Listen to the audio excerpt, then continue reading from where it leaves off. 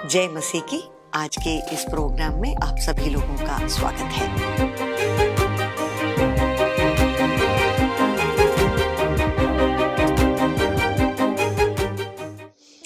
बहनों के लिए ऐसी एक नई श्रृंखला को हमने शुरू किया है पिछले हफ्ते, और उसका इंट्रोडक्शन देते समय हमने ये कहा कि तीतुस 2 अध्याय के आधार पर किसी भी कलीसिया की वृद्ध औरतों के ऊपर ऐसा बहुत बड़ा जिम्मेदारी परमेश्वर ने दिया है कि वो युवतियों को या जवान महिलाओं को, लड़कियों को परमेश्वर के वचन को वो सिखाएं, उनको प्रशिक्षण दें।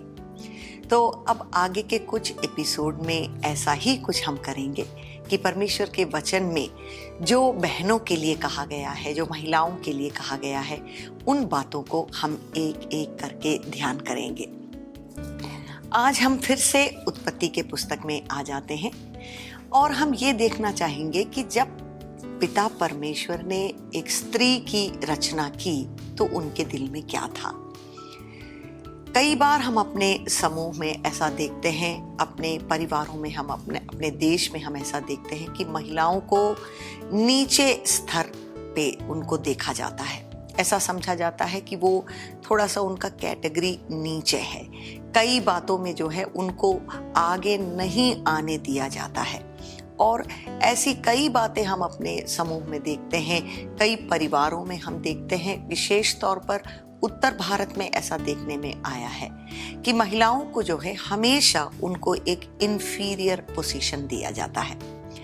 लेकिन परमेश्वर के वचन में हम क्या देखते हैं कि पुरुष और स्त्री, इन दोनों को पिता परमेश्वर ने एक समान या समानता में इनकी रचना की।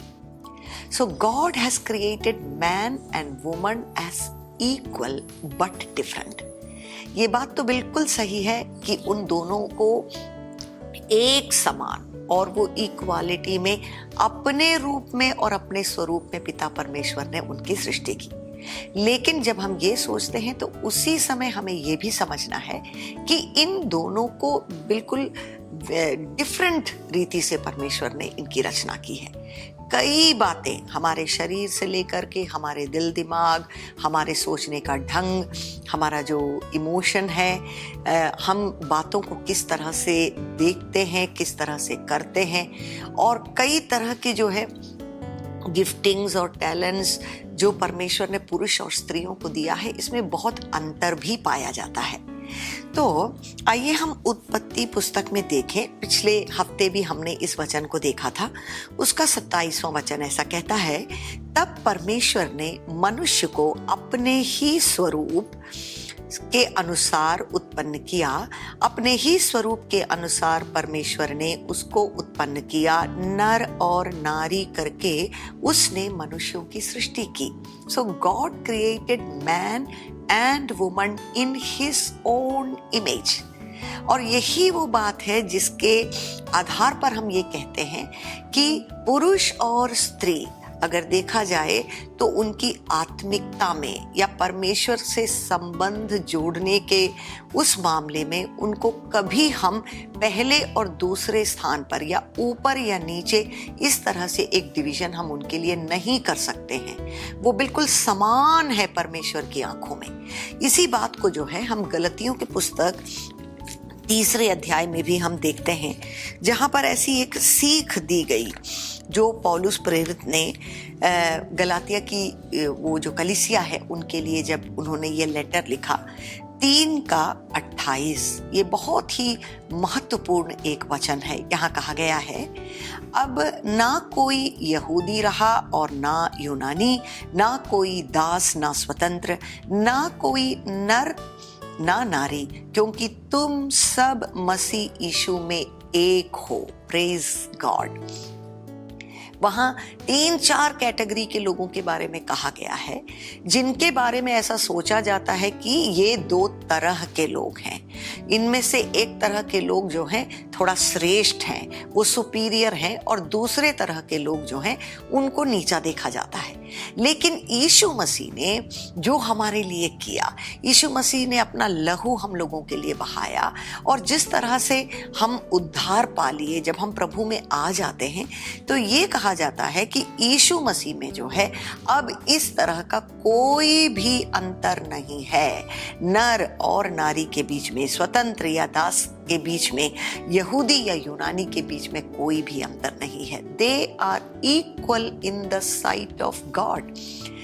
तो जब हम प्रभु को पा लेते हैं, अपने आत्मा में हम जीवन को प्राप्त कर लेते हैं, तो प्रभु से जुड़ने का जो एक बल हमारे अंदर में है, पवित्र आत्मा का सामर्थ्य जो हमारे अंदर में आ जाता है, और जिस तरह से हम परमेश्वर के वचन को सीख सकते हैं, ऐसी सारी बातों में, in all the spiritual capacities, God has created a woman to be in equal standing with man. Praise the Lord. तो एक तरफ ये बहुत ही जो है गहराई में सोचने वाली बात है कि आप अपने बहनों से, मैं कहना चाहूंगी, आप कभी भी अपने आप को छोटा ना समझें।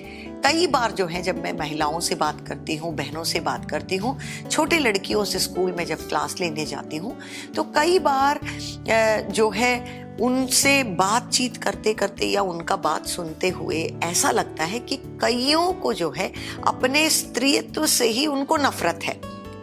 उनसे पूछा जाए तो वो कहेंगे कितना अच्छा होता कि मैं एक लड़का पैदा होती। वो ऐसा इसलिए कहते हैं क्योंकि कुछ ऐसी बातों को हम अपने जो है कल्चर में देखते हैं, अपने कम्युनिटी में देखते हैं कि लड़कों को बहुत ज़्यादा स्वतंत्रता दिया जाता है, वो कुछ भी कर सकते हैं, उनको ज़्यादा फ्रीडम मिल जाता है, और लड़कियों को जो है उनको बिल्कुल थोड़ा सा शांत रहना पड़ता है, थोड़ा पीछे रह जाना पड़ता है, या कई बार जो है वो बिल्कुल छिपे छिपे रह जाते हैं। लेकिन आप समझें कि सबसे पहली बात तो यह है कि आप अपने आप को उस नजरिए से देखें जिस तरह से पिता परमेश्वर आपको देखते हैं। वही है आपके सृष्टिकर्ता। तो आपके बारे में जो वो कहते हैं और जो परमेश्वर का वचन कहता है, उसको जो है आप अपने अंदर में ले लीजिए। क्योंकि हो सकता है कि आप जिस प्रांत से हैं, जिस समूह से हैं, जिस सोसाइटी में, जिस कम्युनिटी में आप हैं, वहाँ कई बार ऐसा देखने में आता है कि पुरुष लोग जो हैं वो स्त्रियों को बिल्कुल थोड़ा नीचा देखते हैं। उनको कई बार पढ़ने का भी अवसर नहीं मिलता है, या कई बातों में आगे आने का जो अपॉर्चुनिटी उनको नहीं दिया जाता है। तो कई लड़कियों के दिल में ऐसा रहता है कि देखो, केवल इस बात से कि मैं एक लड़की पैदा हुई, कई बातें जो है मेरी जिंदगी में जो है मैं नहीं कर पा रही हूँ, कई बातों को मैं नहीं पा रही हूँ। तो आप इन बातों से दुखी ना रहें। बिल्कुल परमेश्वर के वचन में आप देखें कि पिता परमेश्वर आपके बारे में क्या कहते हैं। He has created you in his own image। तो एक तरफ ये बात है, वहीं दूसरी तरफ आप ये भी सोचें कि कभी जो है पुरुषों के साथ कंपटीशन करने की जरूरत है ही नहीं, या उनसे कंपेयर करने की जरूरत नहीं। पुरुष और स्त्री को इस तरह से समानता में परमेश्वर ने बनाया, लेकिन बहुत सारे अंतर भी परमेश्वर ने जो है इन दोनों लोगों में दे दिया है। क्योंकि जो फंक्शन जो हमारे थ्रू परमेश्वर करना चाहते हैं, उस चीज के लिए क्या बातें जरूरी है, वो सब कुछ जो है परमेश्वर ने एक स्त्री को दे दिया है। तो वहीं हम आगे आकर के देखते हैं परमेश्वर के वचन में कई जगहों पर हम ऐसा देखते हैं कि ये डिफरेंस को भी जो है अच्छी तरह से बताया गया है। तो कई बार जो हम ये जो फेमिनिज्म स्पिरिट रहता है, वो कई बार कलीसिया के अंदर भी आ जाता है, बहनों के दिल में भी आ जाता है, और वो एक तरह से जो है पुरुषों के साथ उनका एक कंपटीशन शुरू हो जाता है कि आप तुम लोगों से बिल्कुल कम नहीं है।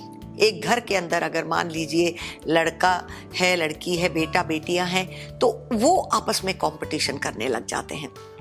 हम बाहर पढ़ाई करने के लिए जाते हैं, वहाँ पर ऐसा कंपटीशन हो जाता है, और हमें लगता है कि इनके सामने जो है हमको अपने आप को we have to prove ourselves, हमको ये दिखाना पड़ेगा कि हम इनसे बिल्कुल कम नहीं है। और वो बिल्कुल जो है एक अनहेल्थी कंपटीशन इन लोगों के बीच में शुरू हो जाता है। कई बार जब हम काम करने के लिए बाहर जाते हैं इन आवर वर्क प्लेसेस, वहाँ पर जो है इस तरह का कंपटीशन देखने में आता है। और इसके बाद सबसे ज़्यादा जो है एक मैरिज के अंदर हस्बैंड और वाइफ के बीच में कई बार जो है इस तरह का एक कंपटीशन आ जाता है, कंपैरिजन आ जाता है कि तुम ये क्यों नहीं कर सकते, मैं ये क्यों नहीं कर सकती, क्योंकि मैं एक औरत हूँ तो इसलिए मुझे तुम पीछे नहीं खड़ा कर सकते। इस तरह की बहुत बातें जो है को देखने में आता है। So understand that you are created equal with God, but at the same time we should be able to celebrate the differences between a man and a woman. आप क्यों वो बनना चाहेंगे जो परमेश्वर ने आपको नहीं बनाया है? आप अपने स्त्रीत्व को देखिए, be excited about your womanhood and you should be proud that God has fashioned you into the most beautiful creation on earth which is a mother. जन्म देने का, एक बच्चे को जन्म देने का, अपने अंदर में रख करके उसका पालन पोषण करते हुए 10 महीने के बाद एक बच्चे को जन्म देने का वो अद्भुत जो है वो एक पावर परमेश्वर ने एक स्त्री के अंदर में दिया है। Praise God.